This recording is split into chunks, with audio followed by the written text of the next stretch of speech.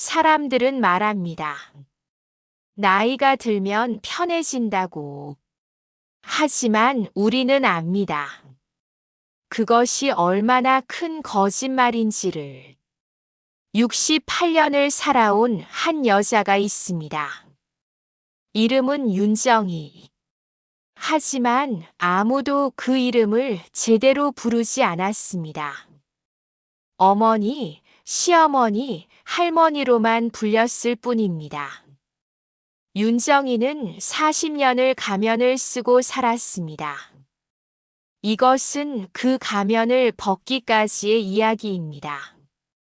1957년 전쟁이 끝난 지 4년 후, 가난한 농촌 마을에서 윤정희는 태어났습니다.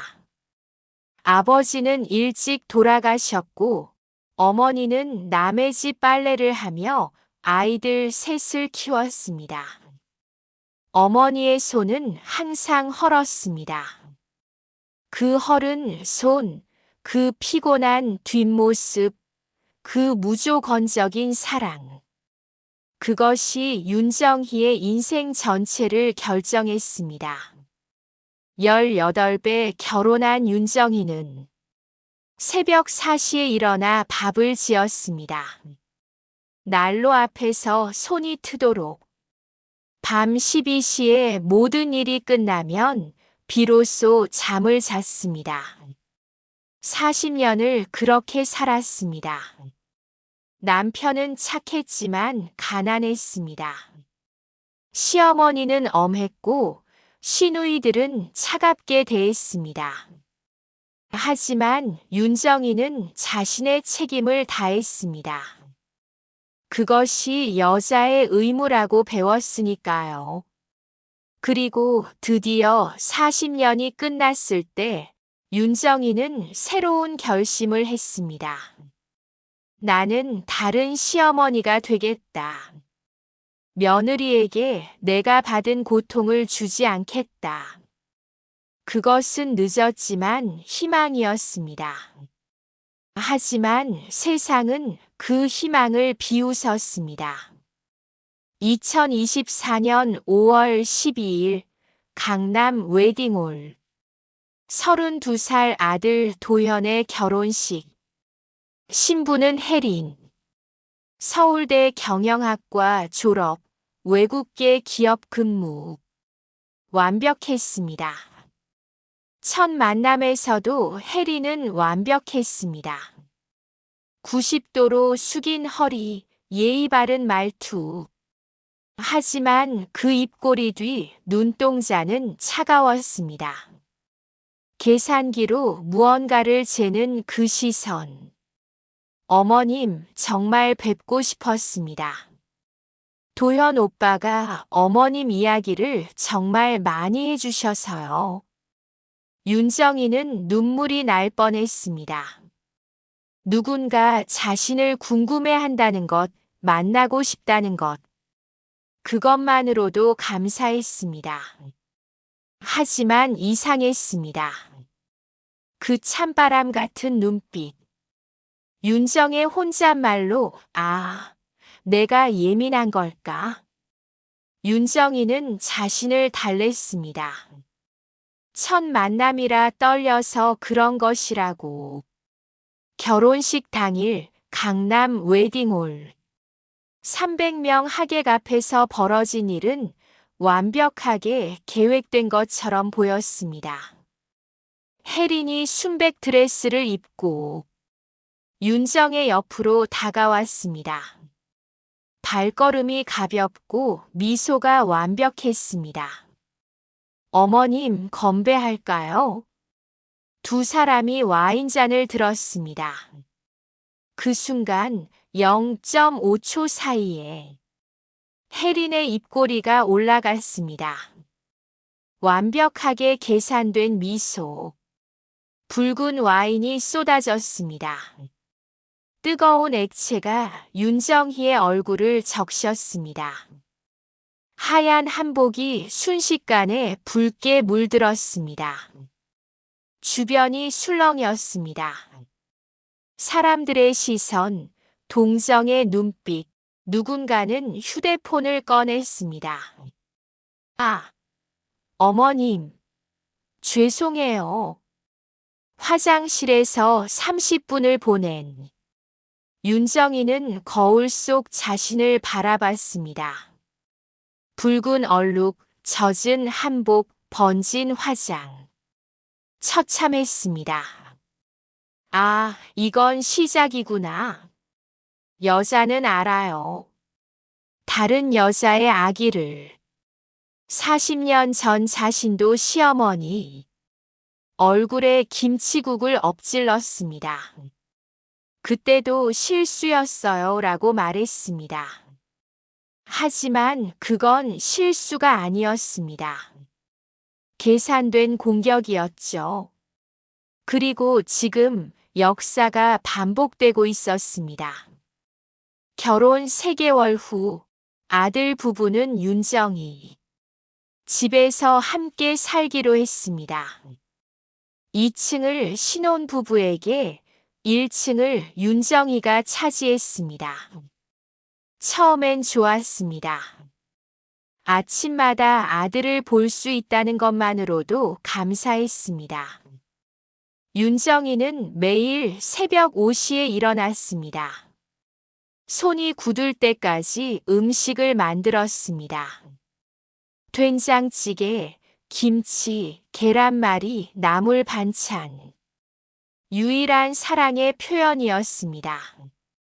우리 도연이 출근 전에 밥을 먹을 수 있게 해야지. 하지만 혜리는 아침을 먹지 않았습니다. 다이어트 중이에요. 곧 아들도 먹지 않기 시작했습니다. 혜린이 말이 맞아. 나도 살 좀 빼야 해. 윤정이가 준비한 밥상은 차가워졌습니다.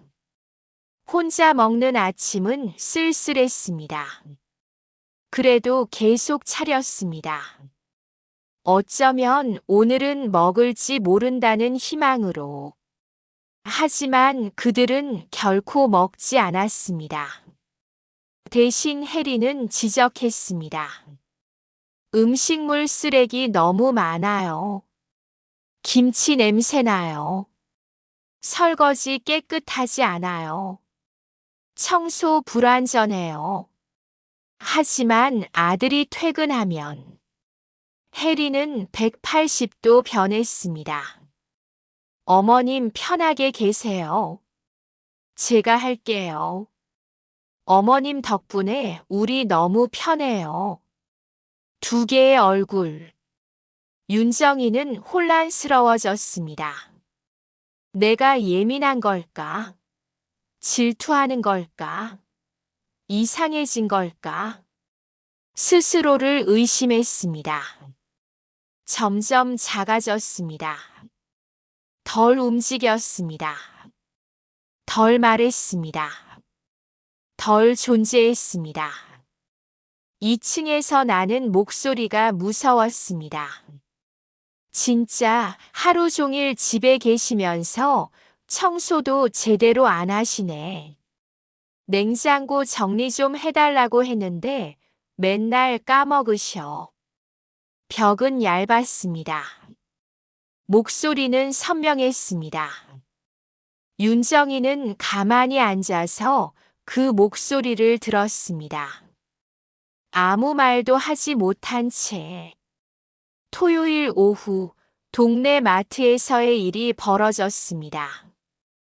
할인 코너에서 유통기한 3일 남은 달걀을 고르고 있을 때 큰 목소리가 터졌습니다. 어머님, 또 유통기한 임박 상품이잖아요. 혜린이었습니다. 목소리는 컸습니다.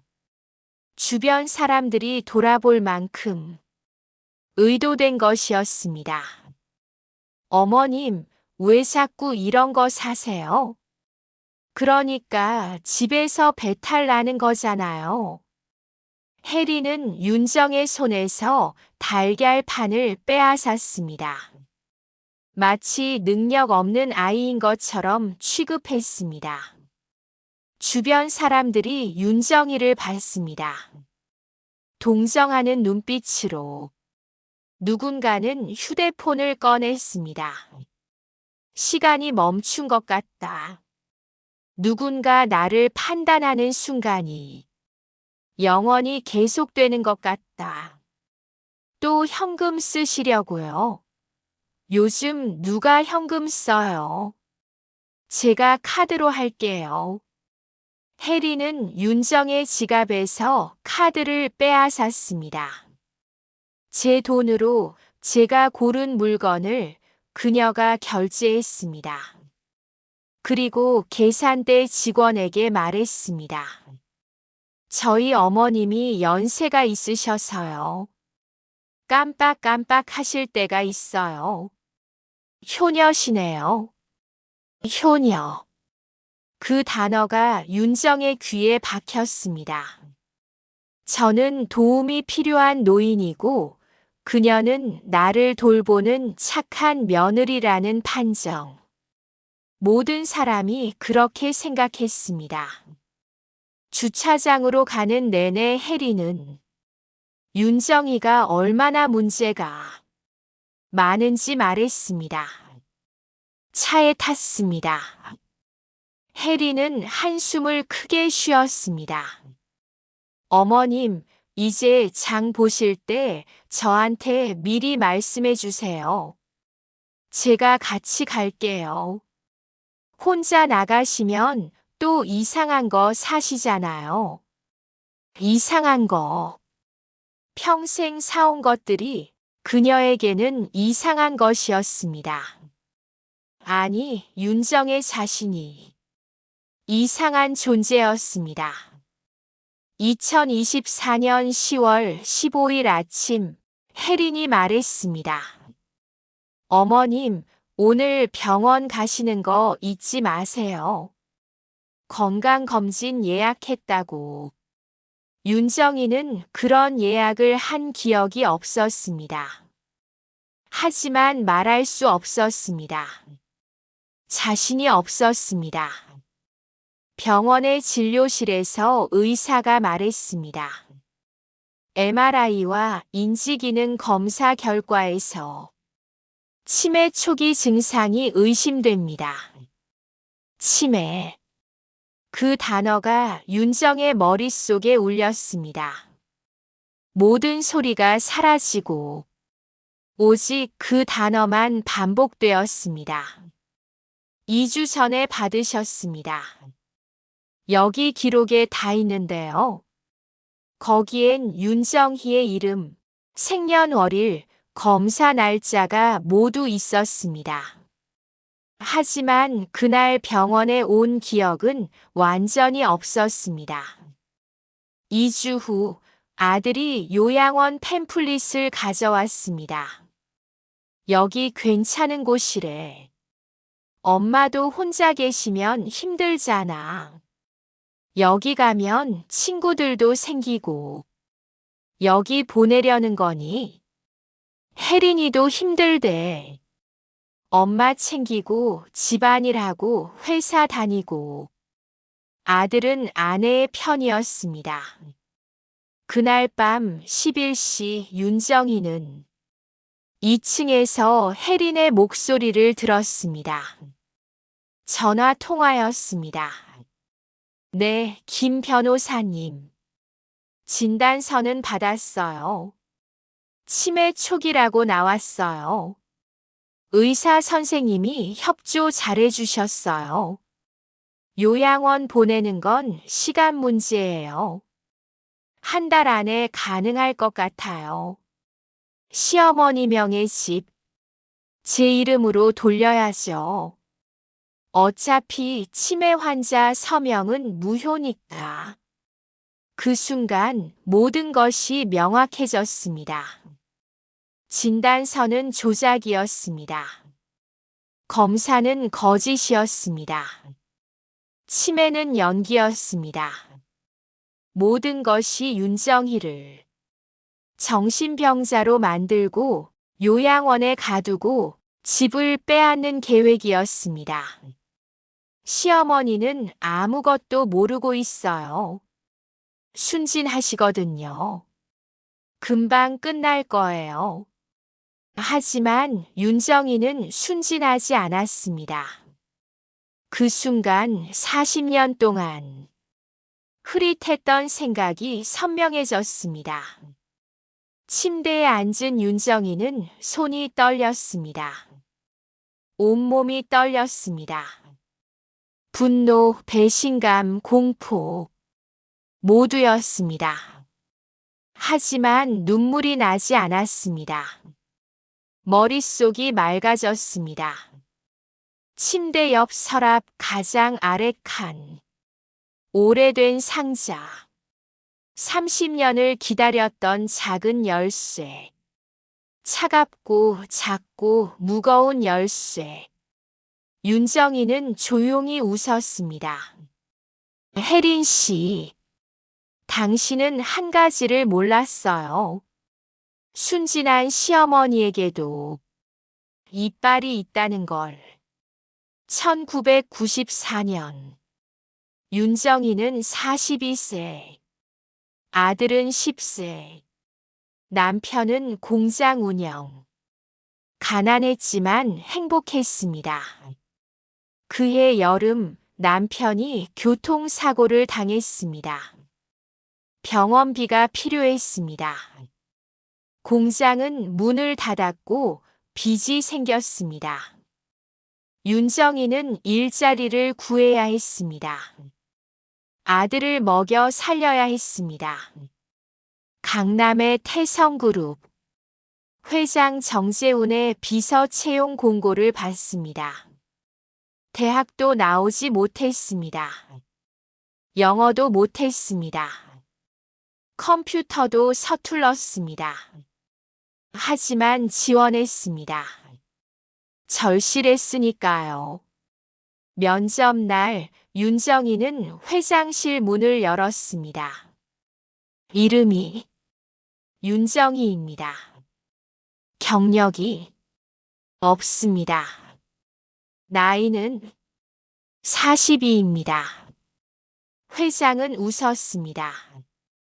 조롱하는 웃음. 나이가 꽤 많은데 남편은 있습니다. 아이는 아들 하나 있습니다. 그럼 무엇 때문에 이곳에 오셨나? 윤정이는 진실을 말했습니다.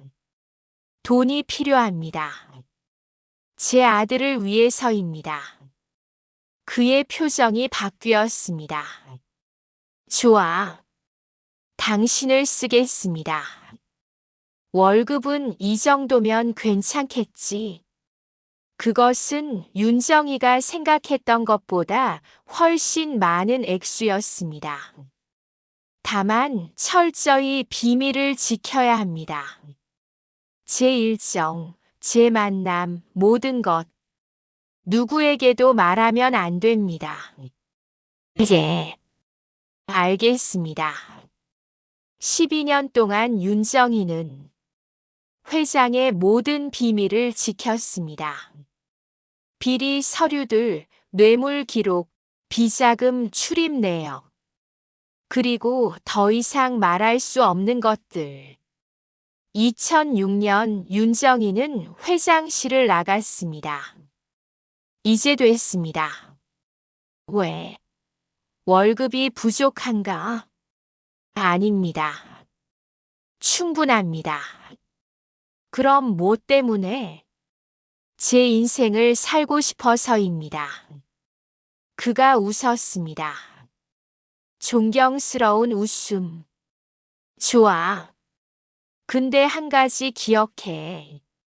당신은 이제 나와 같은 쪽에 있어. 당신이 아는 것들이 나갈 수 없다면 나도 나가면 안 된다. 그 순간 윤정이는 금고의 사본 열쇠를 가져갔습니다. 자신의 생명보험, 자신의 이빨. 30년 동안 사용하지 않았습니다. 하지만 이제 필요했습니다. 다음 날 아침 윤정이는 아들을 불렀습니다. 도현아, 1층에 내려와. 아들은 의아해하며 내려왔습니다. 혜리는 따라오지 않았습니다. 윤정이는 노트북을 켰습니다. 파일을 열었습니다. 태성그룹 회장의 비밀 거래 기록, 은행 통장 사본, 뇌물 수수 기록, 더 이상 말할 수 없는 것들. 아들의 얼굴이 창백해졌습니다. 엄마, 이게 뭐야? 너희 어머니가 과거에 일했던 회장이 있었어. 그 사람이 한 일들이다.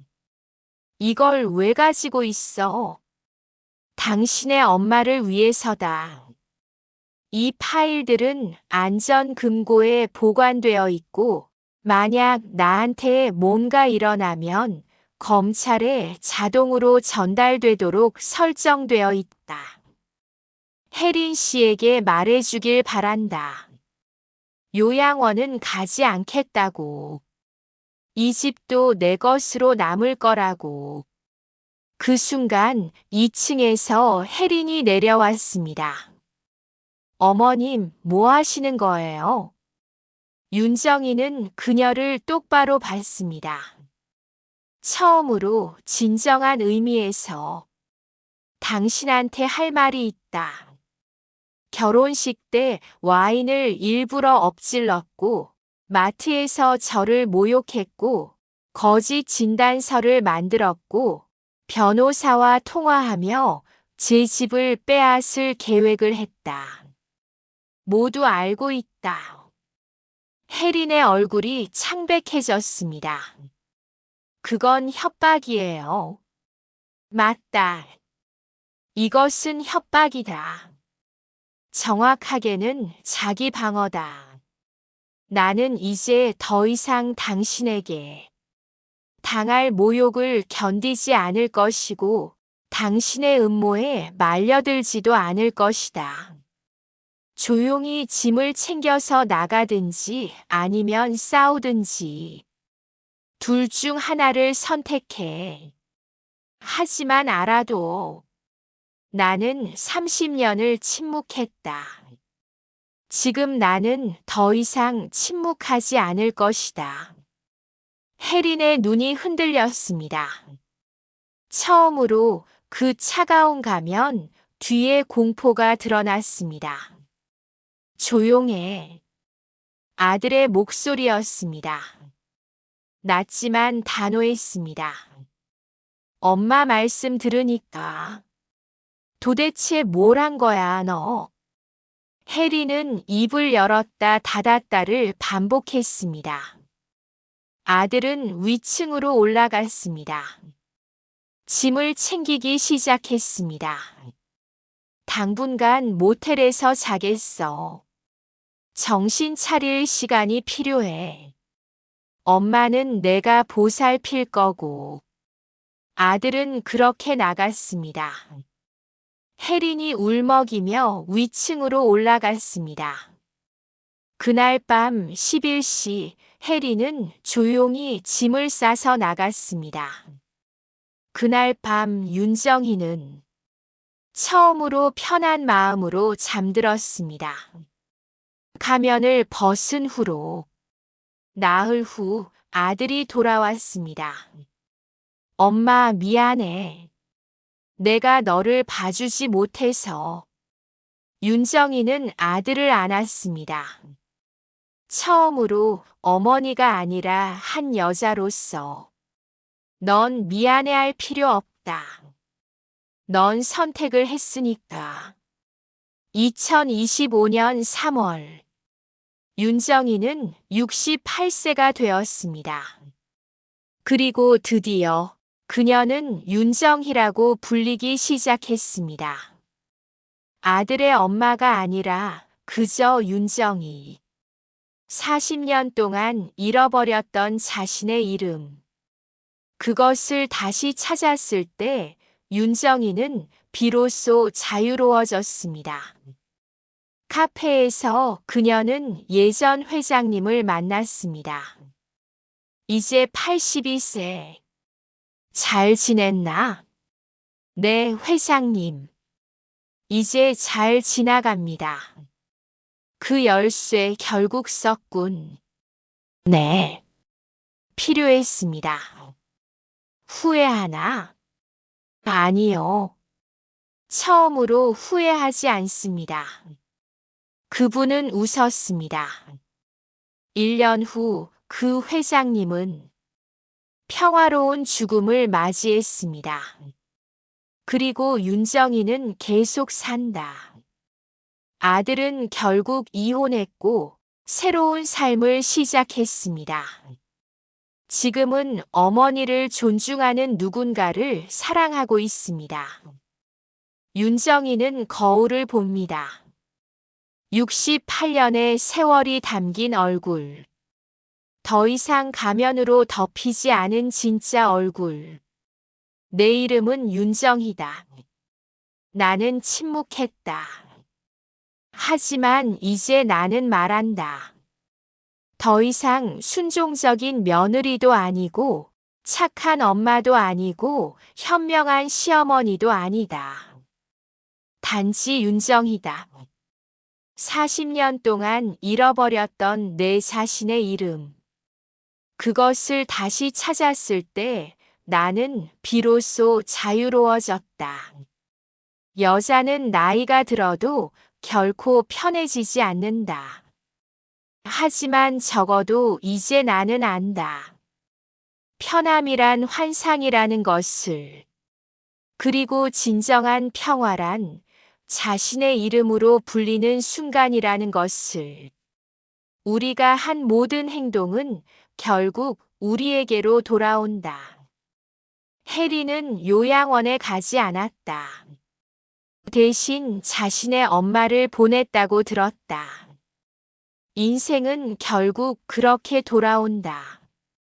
그것이 정의라고는 할 수 없을지 모르지만 적어도 그것은 균형이다. 그리고 우주는 균형을 원한다. 이것은 한 여자의 이야기입니다. 침묵 속에서 강해지고 가면을 벗고 마침내 자신의 이름을 되찾은 여자의 이야기입니다. 그 이름은 윤정이입니다.